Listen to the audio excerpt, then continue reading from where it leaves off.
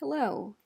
Here is a reading of my revised flash fiction story, now called If King Richard III Was Allowed to Write His Own Obituary. Richard Plantagenet, Duke of Gloucester, perished on the battlefield near Market Bosworth, Leicestershire, on August 22nd. The Battle of Bosworth Field was the deciding battle of the Wars of the Roses. He died of multiple blows to the head delivered by those no good bastard Lancastrians. He was 33 years young. Richard III was born October 3rd, 1452, at Fotheringay Castle, Northamptonshire, England. He was the youngest of the Duke of York's 4 children, or a happy accident, as his mother liked to say.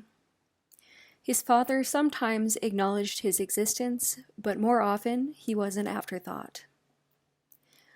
Richard always resented his oldest brother Edward, who was a Leo and got whatever he wanted. Richard never had stupid, perfectly coiffed hair or a petticoat dropping smolder like Edward, but he was smart, devout, and thirsty for reform. So, when God struck Edward down, not with lightning and archangels, but with a nasty case of syphilis, Richard took great pleasure in letting the court know what a man-whore his brother had been. Bless his eternal soul. And so, Richard smothered Edward's bloodline with a glorious pillow of truth, as brothers do, and became the 38th King of England. Richard was a good king, despite what some drunk, lying bards might say. The truth is, nice people don't make good kings. Sure, mistakes were made. He was conniving, righteous, and on occasion violent.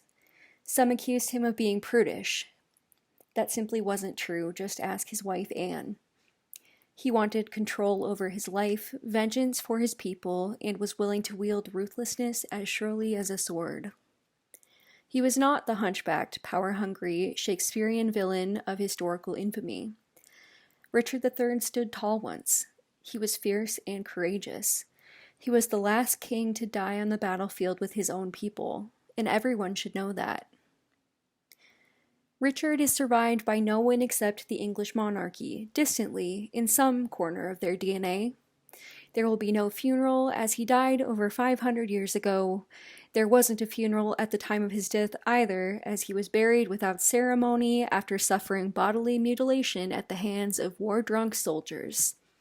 If any of them are reading this from beyond the veil, I can understand sending my naked corpse to the friary, on my own horse's back to boot, but was it necessary to skewer my bum like a plump gosling?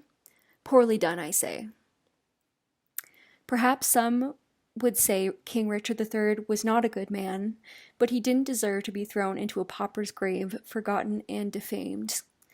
If you wish to honor the memory of Richard, there is a monument in the car park of the new Leicester Tesco, where his body was unwittingly discovered during construction efforts. Be happy his memorial is in a grocery lot.